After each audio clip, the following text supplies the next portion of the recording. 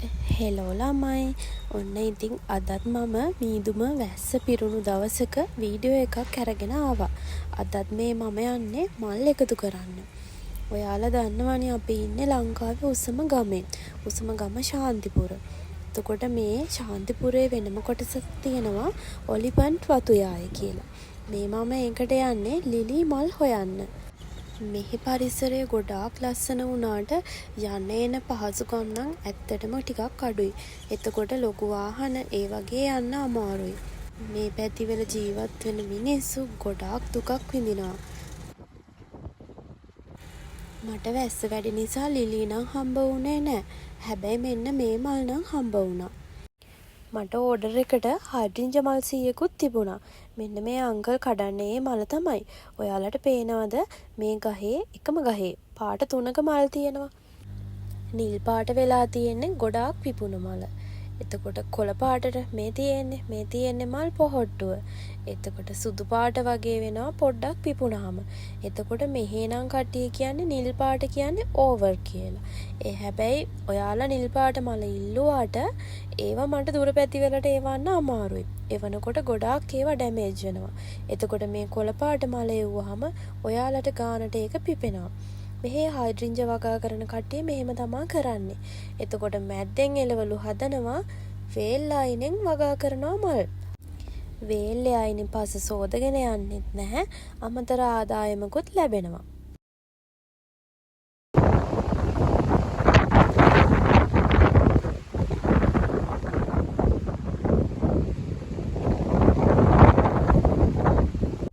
කොහොමද හුළඟේ සද්දේ?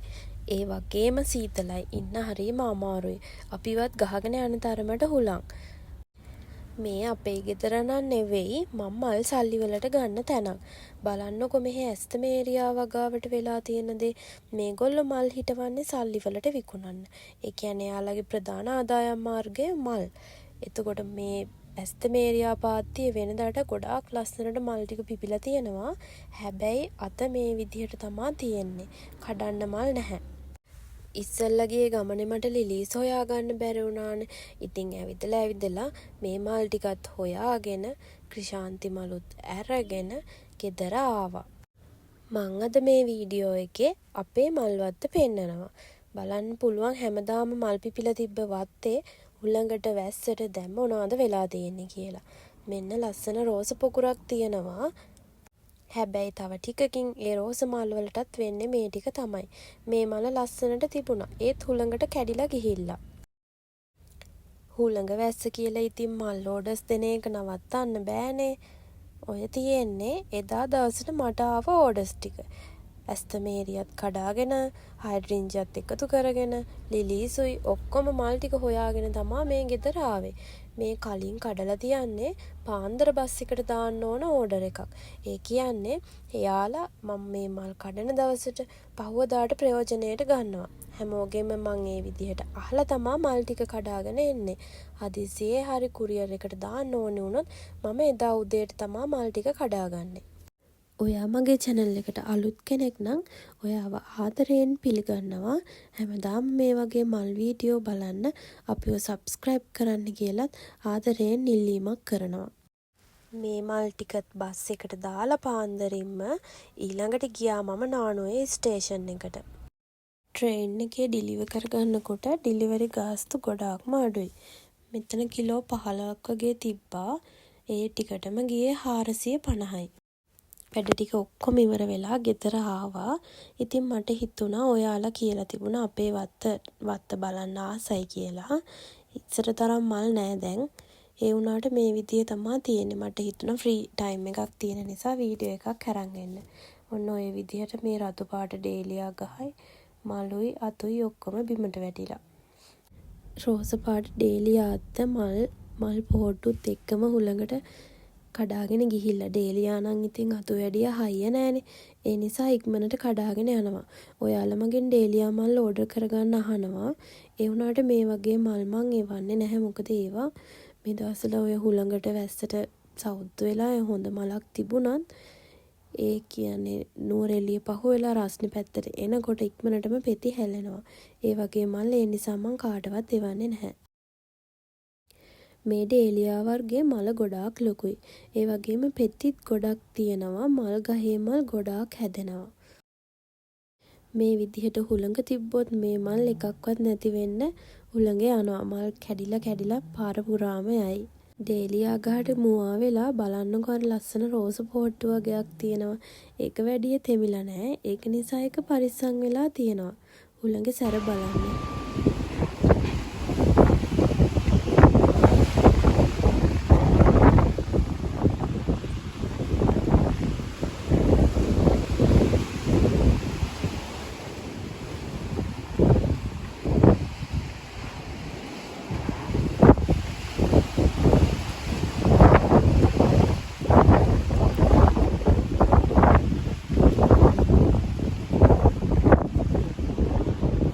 ලස්සන කහපාට රෝස පොහොට්ටු 3ක් තියෙනවා. හැබැයි ඒවා ගන්න බැහැ මේ හුළඟ නිසා එහෙට මෙහෙට වැනිලා මල් ඔක්කොම කැඩිලා. මේ බලන්නකො මගේ ඉස්සරහම රෝස අත්ත කඩාගෙන ගියා. හුළඟේ සද්දෙත් එක්ක බලන්නකො මේ වීඩියෝ එක. ඔයාලා මෙතන ඉන්නා වගේ ඔයාලට දැනෙයි.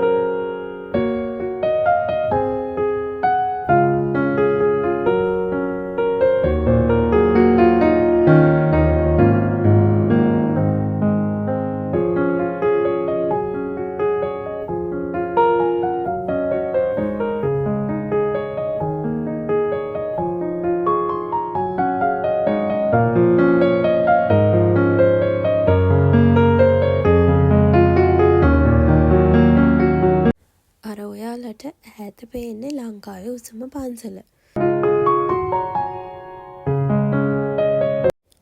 මෙතනින් තමයි අපේ ගෙදරට ඇතුල් වෙන්නේ. එතකොට පාර දෙපැත්තේ මේ විදිහට තමයි මල් තියෙන්නේ.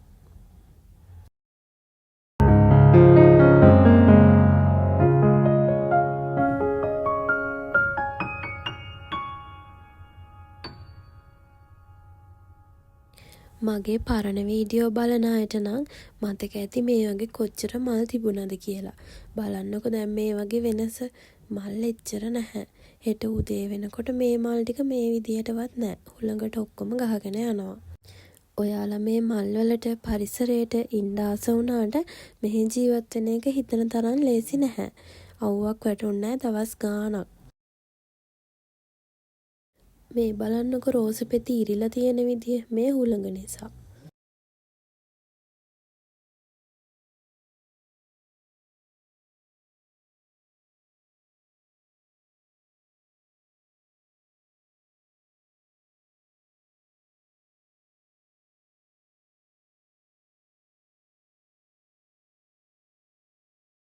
ඊයේ මේ මල් පෝච්චි බිමට පෙරලිලා තිබුණේ.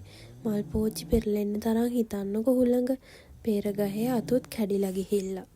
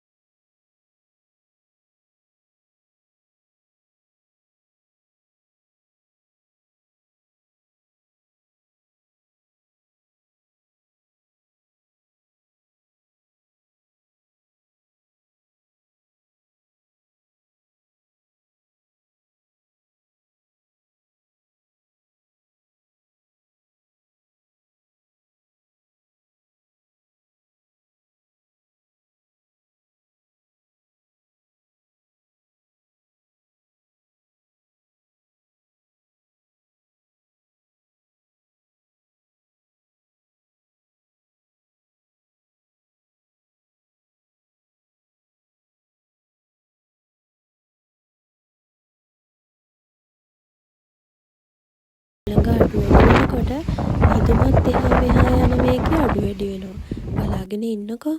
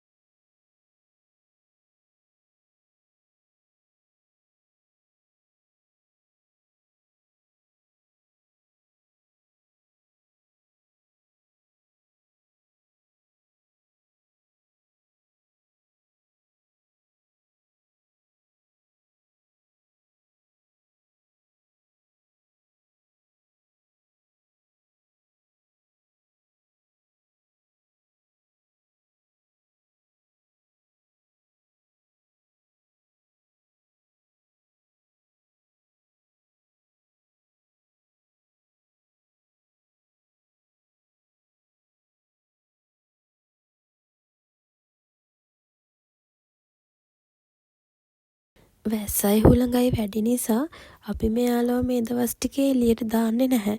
අද තමයි ඔය පොඩ්ඩක් එළියට වෙලා ඉන්නේ. මේ තියෙන සීතලත් එක්ක එයාලා ඉක්මනට අසනීප වෙනවා.